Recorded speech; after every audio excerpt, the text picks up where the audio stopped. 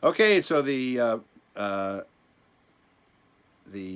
bilge pump is working now, and everything is fine and installed properly. I think I just to make sure that I showed you the there are my switches. So this is the bow pump, forward pump, aft pump. You can hear it pumping, and then I've got it on auto.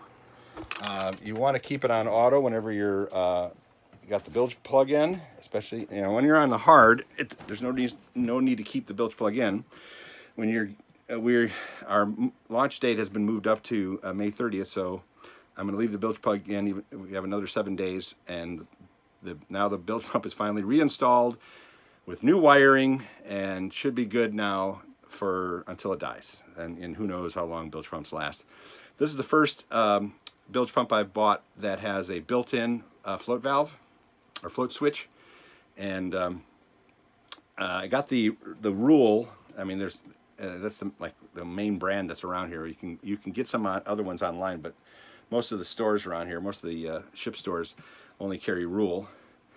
This rule is a medium level one that has a built-in internal float switch, which is the kind I prefer because I'm looking down at my bilge right now and there's something floating in there. So I know that if we had a knockdown and something happened, something's going to get into the bilge and stop the float switch from activating because it's going to be sitting on it or something.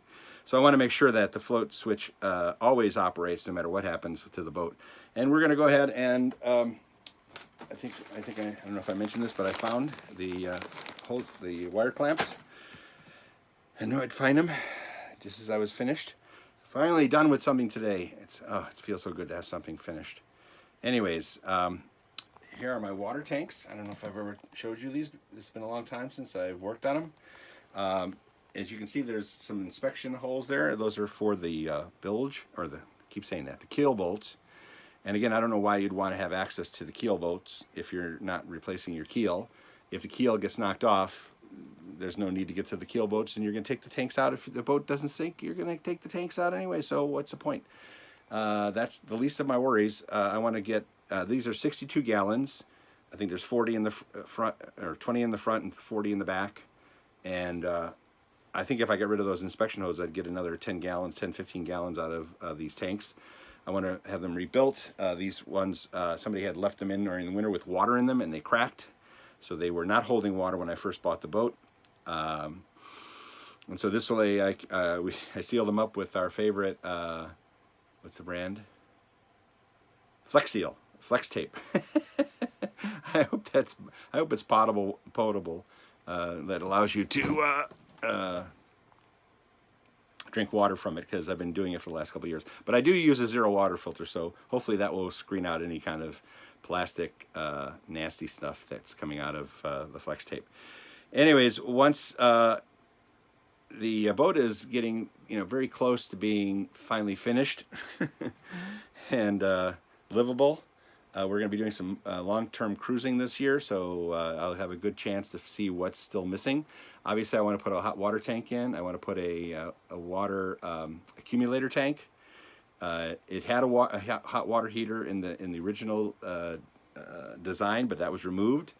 I've set up all the PEX tubing everywhere except to the water tanks. The water tanks still have traditional vinyl hose, but as soon as I get the new tanks, and new fittings for the tanks, those will be replaced with PEX as well. So hopefully that will eliminate any air that's getting into the pumping system. Anyways, so that's it. That's where we are at right now. I'm done for the bilge finally. Oh, what a nightmare that was.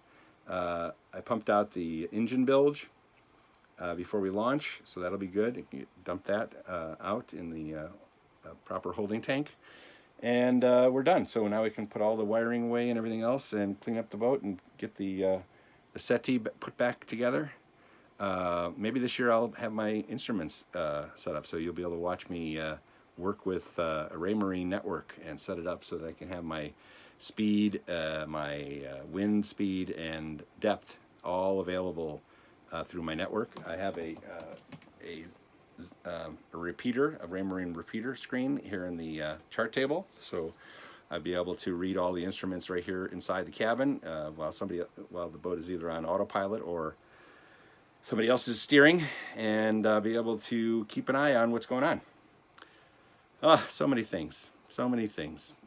40-year-old boat, there's always something you're working on. Hope you enjoy it. Talk to you later.